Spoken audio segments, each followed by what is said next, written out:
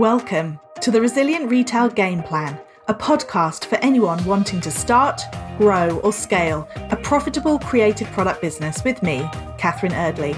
The Resilient Retail Game Plan is a podcast dedicated to one thing, breaking down the concepts and tools that I've gathered from 20 years in the retail industry and showing you how you can use them in your business. This is the real nuts and bolts of running a successful product business, broken down in an easy, accessible way.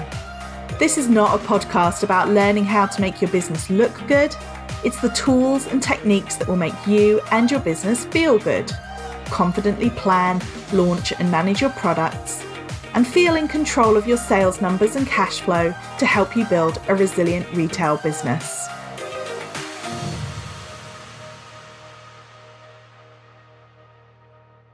Welcome to the Resilient Retail Game Plan. Hi, it's your host, Catherine Eardley, as well as the founder of the Resilient Retail Club, which is my membership group and mastermind for product businesses. Head over to resilientretailclub.com to find out more.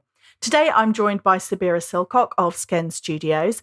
And what I love about our conversation today is that we get really into the details of the difference between being a designer maker and building a brand and so much more. Sabira is really generous with sharing her experience of growing a brand pretty rapidly, really, and what she's learned along the way. Sabira, hi, thank you so much for joining us. Do you want to start us off by introducing yourself and your business? Yeah, hi, I'm Sabira. I run a jewelry business called Sken Studios. It's a sustainable jewelry brand. Everything is handmade by me in our Manchester studio. And it's quite a sort of joyful, uplifting, quite fun and playful brand. Everything, well, almost everything's got a smiley face on it. We're quite well known for our signet rings, but also, make other jewelry as well. And I run signet ring and pendant workshops, which you came to one just this weekend. I came to one, yeah, which was fabulous. So that's it. Yeah, and I also kind of make wedding rings and other like bespoke pieces as well. Oh, amazing. And what does the name mean? What does Sken mean? Well, we're kind of butchering the pronunciation, but it's a Swedish word and it means to glow or to shine. Ah, okay. What is the pronunciation then? What's the correct? Oh God, I hope nobody, if anyone, if any Swedes are listening, please just just mute it for 10 seconds. I think it's pronounced like Huen. Okay, all right, okay. So no hope. I know. I did my master's in Sweden, so I lived in Stockholm for 2 years. And when I came to name the brand, I don't know about you, but naming stuff is so hard. And I was going through all these different names and had the thesaurus out. And I was chatting to my friend who was going to be designing the logo for me. And she was like, maybe look in different languages. And because I'd just moved back from Sweden, I was like, okay, I'll start there because I at least have like some grasp on the language. And came across that. And it was, it sounded good.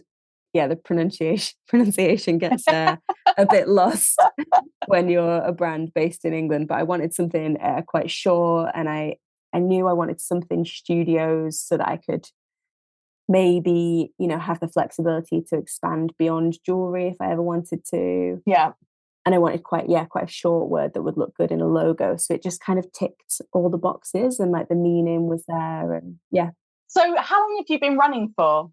Just over 3 years. So we just had our 3rd birthday last month. It was a pandemic business.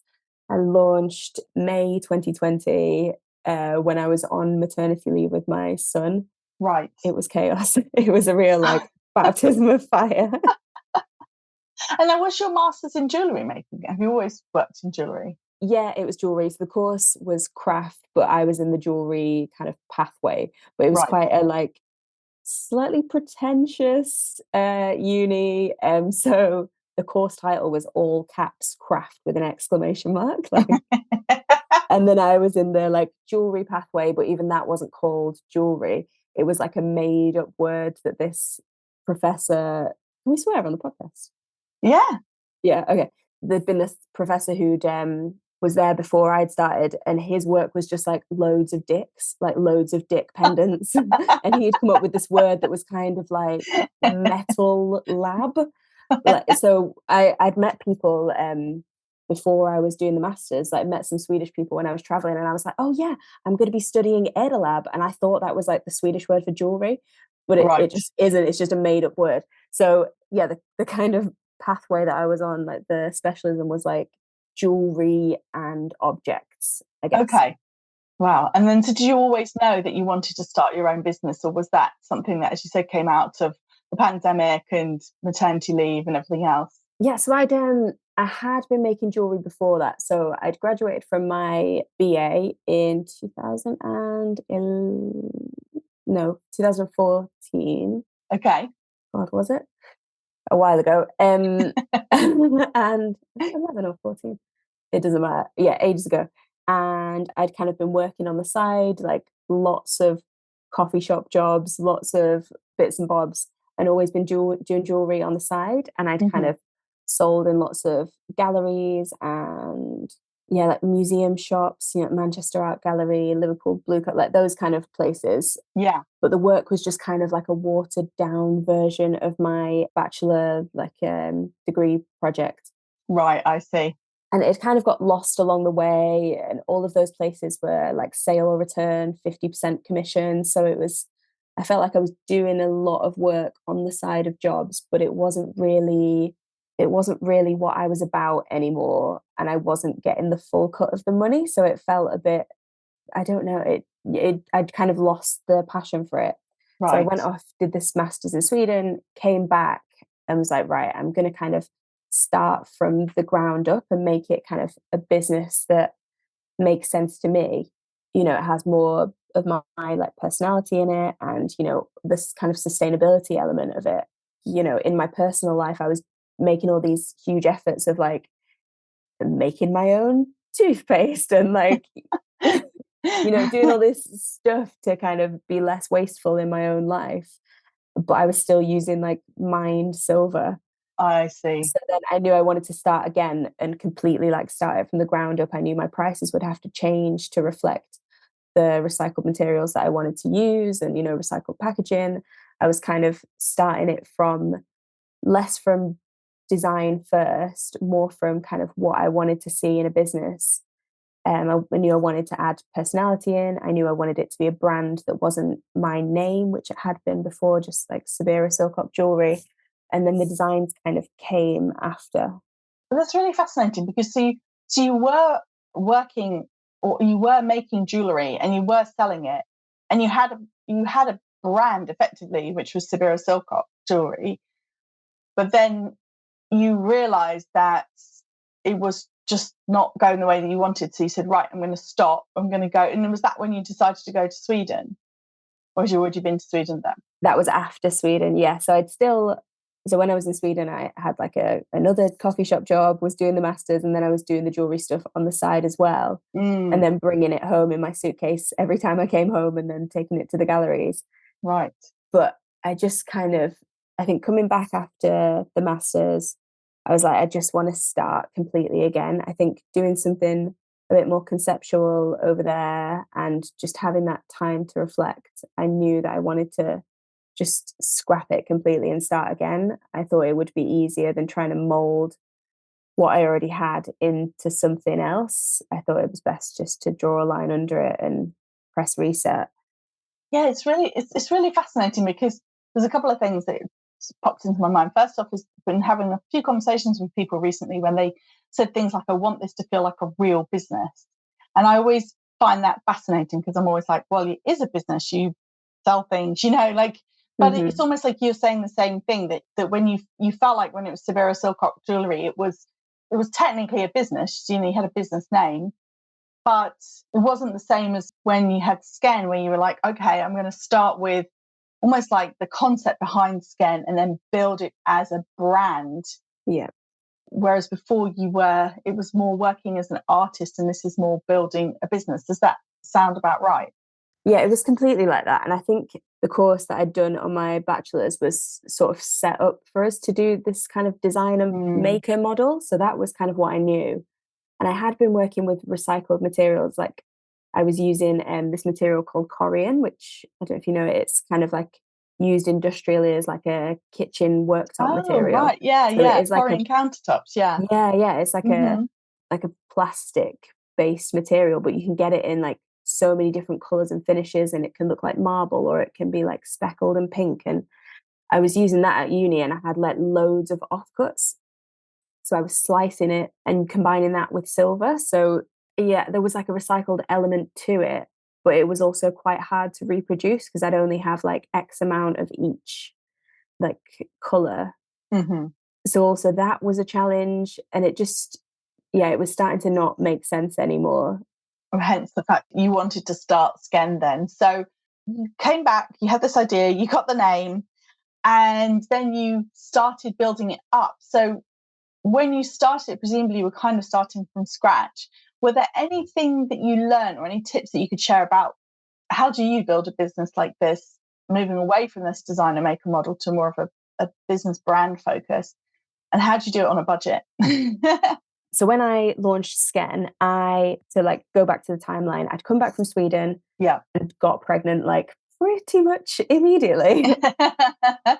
So then I was on maternity leave and had like no money. I was actually in debt from studying abroad. So I had like, I knew I was about to start paying back this like £10,000 loan. Mm-hmm. And I also was like over my overdraft. So I had a £2,000 overdraft, which I was £600 over it.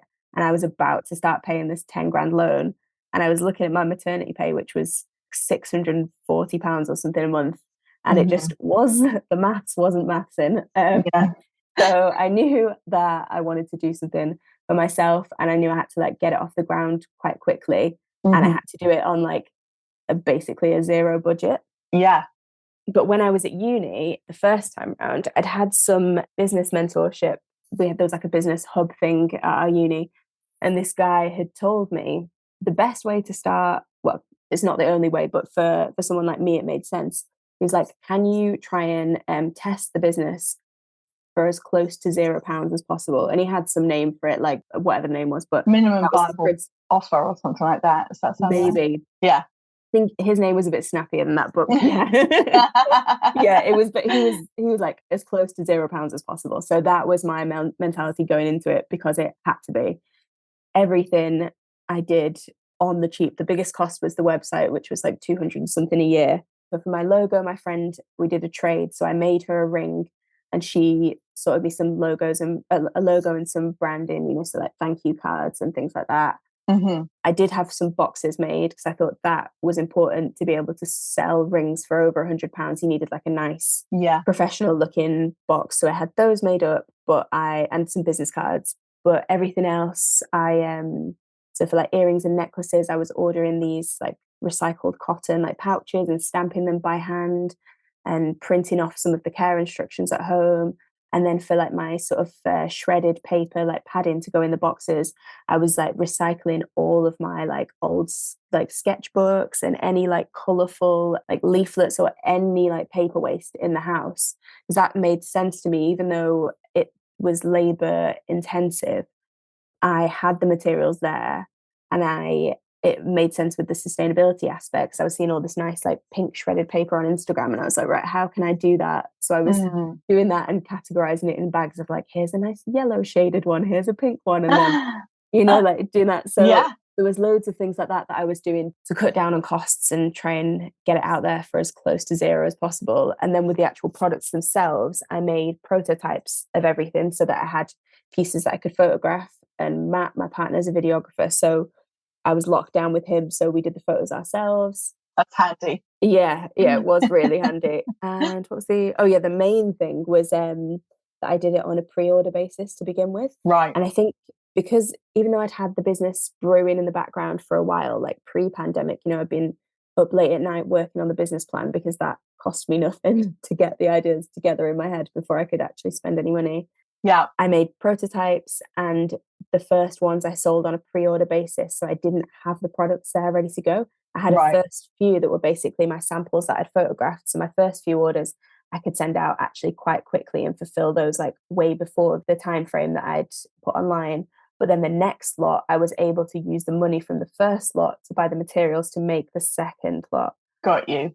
So then I was in a little bit of a loop of like money came in, ordered the materials, made them. And then as it got a bit bigger and I had a bit more chunk of money in the bank, I could start to pay off this like loan that I had and like managed to pay it off like really early, which I was Wow, really proud of.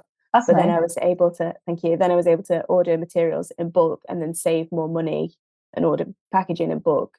And then I could reduce that order time. I think I started off at like 6 to 8 weeks, and now it's still a kind of made to order model where I'll have some pieces made or part made. But now my wait times are like 1 to 2 weeks, and I'll try and get it out as soon as possible. Yeah, so that's amazing. So it's all about then the snowballing. So like you've got some money, you've spent more on materials, you got some more money. So it wasn't about then these sort of big outlays. Yeah, exactly, because I just couldn't do it that way. And did you learn a lot doing it that way too, where you kind of figured out what people wanted and were able to respond? And Yeah, that was also the good thing about it, because even like with sizing as well, I was making signet rings and I expected people to order like really small sizes to wear as pinky rings, but they didn't.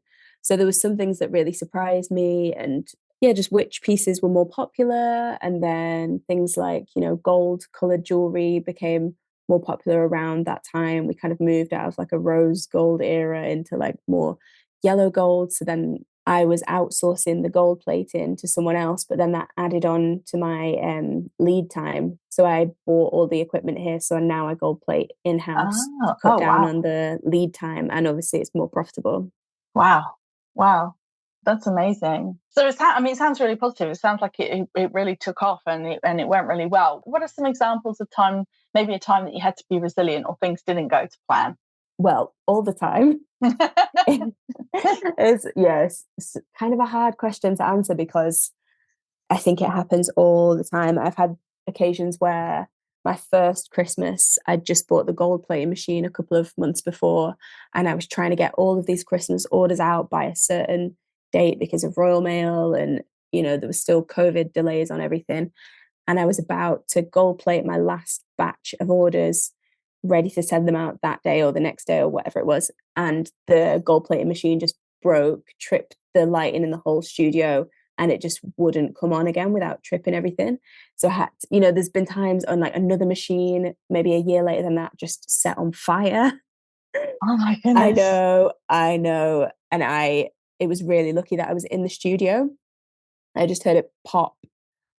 And then I was like, oh no, it's broken. Okay, I'll send that back. And then I smelt some smoke, and it's the kind of machine that you can just leave going. It was like a magnetic tumbler.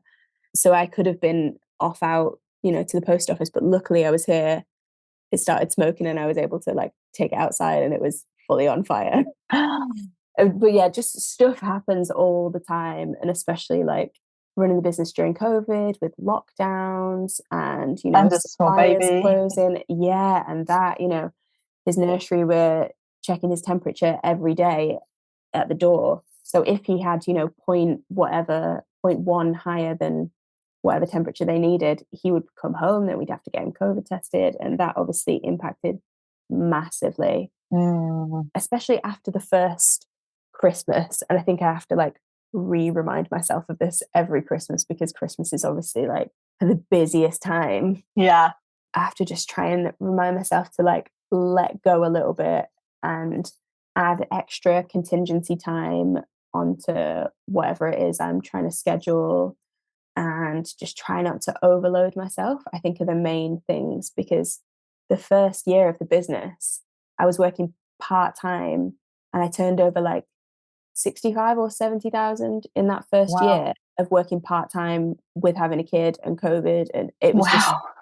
so stressful. Yeah. There was one day near Christmas that I bought 2 new jumpers and I'd put them in the washing machine because I was doing like 30 things at once, took them out and I'd shrunk them both, and I just cried on the kitchen floor with these jumpers in my hands. And I was like, this is not about the jumpers, it's about everything else.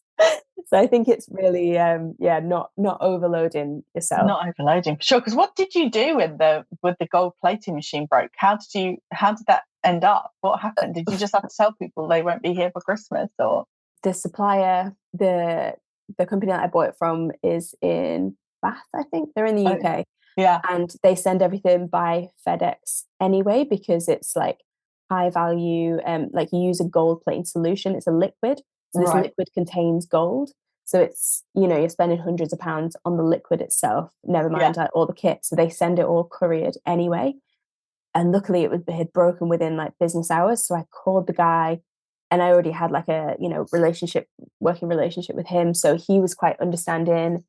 He, was really apologetic, wanted to know what had gone wrong. So he was like, I'll send you a machine tomorrow, and then you just send me the other one back when you get a chance. So I was like, okay, thank you. Please, can you make sure it gets here by like the morning or 12 o'clock or whatever the time was. Wow. So he was great. And it was kind of like the timing that it got here before the end of the day the next day. So I got all the pieces prepped for gold plating, because you have to do like a lot of prep work. You have to clean the surface like quite meticulously. So I was able to do all of that. The machine came. I bought like a surge resistant plug to make sure it didn't happen again. Got the pieces gold plated and sent out the next day before the post office shut. So it's like thinking on your feet, trying to not get stressed out where possible. Like now we had like 9 days notice to move house and studio, because I work in like not a shed, I guess like a glorified shed in the garden. Yeah. So I'm having to move business and 9 house. days. Wow. Yeah. And you're here talking to me on the podcast. So, there you go. That just goes to show you can roll with the punches. I think it's just late nights, trying not to get stressed out where possible, which isn't always easy. But sometimes it's like you can't change the situation. So you've just got to crack on, try and breathe. And I also like, this is a bit cheesy, but I try and remind myself that I actually love what I do. And it's easy sometimes to forget that if it's busy or something goes wrong. But like, doing a lot of time working in coffee shops and having some really nice bosses, but some less nice bosses. Yeah, I just have to remind myself that this is where I want to be.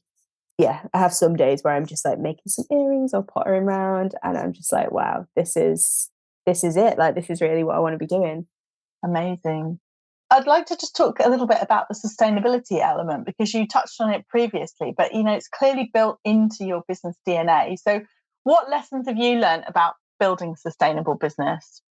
I think, like baking it into the business from the start was like the easiest way and the most, because it was so important to me. I think in general, I'm quite like resourceful anyway, or, try and be. So it's, from, tiny things like, pretty much all the furniture in here is secondhand. And like, I love that has a story to tell. Like my tools are in like my mum's old like IKEA thing that she had her tapes in for years. And I don't know, there's like the leather on my bench is like part of my stepdad's old sofa. Like I can see loads of like stories in here, which I love. And then the products themselves are all made from recycled silver, which you can buy recycled silver that's already been melted down. And that's one of the like great things about metal, is like you can melt it down endlessly and keep working with it. Mm-hmm. But for me, I'm always trying to do more, because when I set the business up like 3.5 years ago, it wasn't that common that businesses were using recycled silver. And now it's becoming a lot more mainstream. Like I think Pandora, are they doing all lab grown gemstones? Who is it? Some of the big, is it Astrid and Miyu? I think maybe they do recycled silver. It's like becoming more mainstream. Yeah. Because you can just buy it, right? So I want to be more circular in my approach. So the last collection that I put out last year was the Smiles All Round collection, in which I wanted to use our silver offcuts from the studio. So there's like no carbon footprint for the recycled silver, the material itself. So I built that collection around the process. So some of the necklaces have like little smiley faces all across them, like little discs. So those are scraps that I melt down and then hammer into like a disc shape and then stamp a little smile on. And there's some like rings and necklaces that have kind of a molten, like melted texture. And that comes directly from me melting the silver down. And I push it with like a specific brick that has this like texture, and it gives that surface. And then I cut that into the right shape and solder on a little fit, like a smile and eyes. So I'm trying to just build those processes in. So it's almost like the design can come afterwards in a way sometimes. Right. Obviously the design is like super important, but that's something I'm confident in myself that I'm going to design something that I like and I'm confident with my style. The process can sometimes be the trickier thing. And sometimes designs can come out of process. Like you can end up with a nice surface and then be like, work backwards and turn that into something that you would want to wear or someone else would want to wear. Yeah, which has all started from the desire to be circular. Completely. And I do like zero waste sales. So, like a sample sale where, maybe something that has like a slight defect, which is fine, or maybe not that noticeable, but I can't sell it at full price. And then I'll, make one-off pieces from offcuts, or maybe an earring that didn't quite go to plan, and then I might turn that into a necklace. So it can be quite freeing in a way. It can give you the flexibility to turn something that maybe didn't turn out quite right into something else, which is, equally as gorgeous or even nicer. Yeah, and also reducing your waste. Do you feel like, I think one of the things that can be really hard sometimes when people are trying to build a business that is really built on the idea of being sustainable is that you almost get to the point where you can sort of look into all the different aspects, but sometimes you might have to compromise to a certain extent, or maybe you can't quite get there with what you want to do, but you've made a step towards it in your sustainability journey. Mm-hmm. Was there anything like that with the business, or do you feel like, no, actually everything that you wanted to do in terms of being a sustainable business is pretty much where you want it to be? No, there's absolutely, I think there's always ways you can improve, and that's, can come with issues from suppliers or even just gaps in your knowledge. And then I think with sustainability, it's better to be imperfect and to try than to go out and, you can see, maybe this is a bit dated now, but, people putting things in like beautiful kilner jars may seem really beautiful and sustainable on the surface, but it's better to use your old leftover takeaway tubs to put your pasta in because you've not gone out and bought something new. I had it right at the start where I wasn't able to get recycled silver chains. So I was making everything else out of recycled silver. And then now I've kept looking, found another company, and then was able to make the chains recycled silver. But, sometimes maybe the suppliers haven't caught up as fast as you have, or there might be a workaround that you can do. I think it's best to just try your best, try not to stress out about it too much, and just really do what you can. Amazing. Thank you so much. I really enjoyed our chat today. It was really fascinating to hear how you made the transition from the designer maker model to building a brand. Do you want to tell people how they can find out more about Sken Studios? Yeah, thank you so much for having me. And yes, Sken Studios, you can find us on Instagram, TikTok, everywhere is at Sken Studios. So SKEN Studios, and then skenstudios.com. Thank you so much for tuning in. Why not head over to Instagram at Resilient Retail Club and let me know what you thought about today's episode. And also, I love to see where you are when you're listening. So do share where it is, whether you're packing orders or walking your dog, share where you're listening to the Resilient Retail Game Plan. If you have a moment to rate and review the podcast in Apple Podcasts, it makes a huge difference. And also, if you're able to rate it in Spotify inside the app, that's brilliant too. And of course, if you follow or subscribe to the podcast, you'll be the first to know about each new episode. And why not share it with a friend? Do you have a friend who has a product business? Would they enjoy the podcast? Why not take a moment to share it with them too?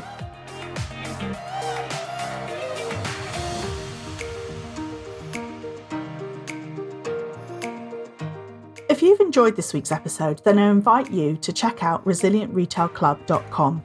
The Resilient Retail Club is the membership for anyone wanting to start, grow, or scale a profitable product business. No more trawling Google trying to find the answers to your questions or wading through general business advice that speaks mainly to service-based businesses.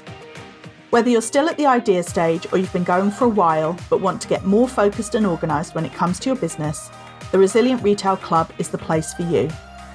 With a library of courses tailored to creative product businesses, several live sessions a month, and a supportive and active community, The Resilient Retail Club is the perfect membership to help you hit your goals faster.